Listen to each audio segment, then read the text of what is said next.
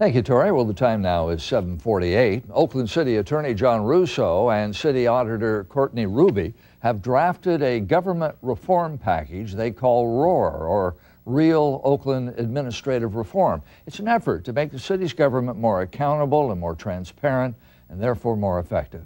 John Russo joins us this morning. Nice to have you here. Good morning, Ross. I mentioned Courtney Ruby, and she has said recent events have created a crisis of confidence in our city government. Do you agree? I do agree. The public is very angry about the allegations of abuse of power and conflict that are emanating from City Hall, and I share their anger.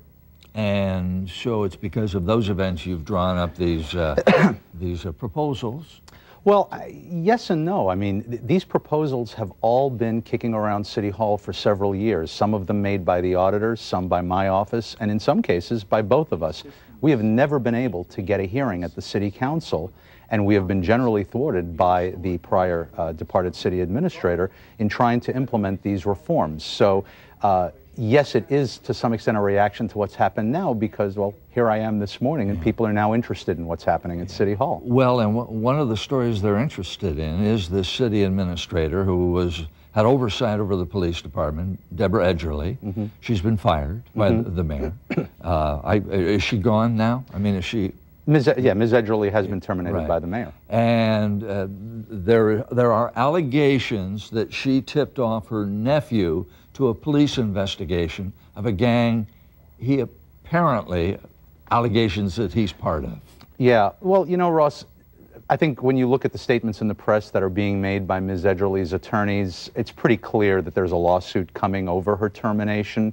And so it's probably not in the city's best interest for me to comment on those allegations. I think it'll all sort itself out in the near future.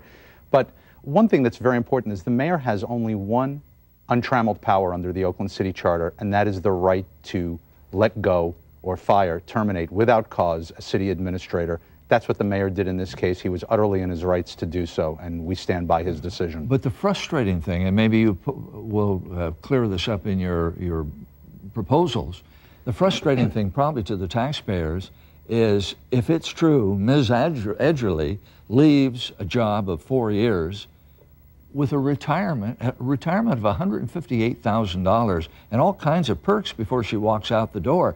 10 weeks of this and 5 weeks of this, and we all would love that. I think we all would love that. I think, to be fair, Ms. Edgerly's pension is going to be based upon her 22 years of service to the city, without any comment on any of the allegations.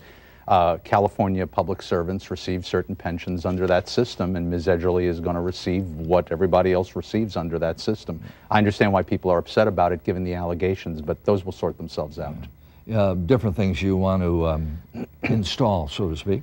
A whistleblower protection ordinance, a strong anti-nepotism ordinance. Yes. Reform the city's flawed records management practices, which that's a big one. Is that the part of where you just get rid of emails? Absolutely. People just get rid of emails. This has been so frustrating for so long. You can imagine if you're in my position as an attorney and you ask a particular department, what did people say to this or that contractor? Oh, we told them nothing. We get 6 or 8 months down into the case and voila, out comes an email from some supervisor who maybe no longer works for the city saying, Mr. Contractor, don't worry, go ahead with this or that project and we'll take care of you.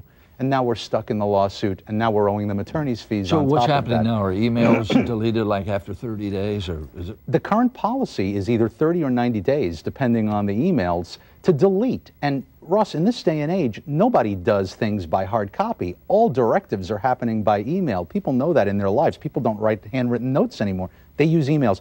When we delete the emails, it means there's no accountability.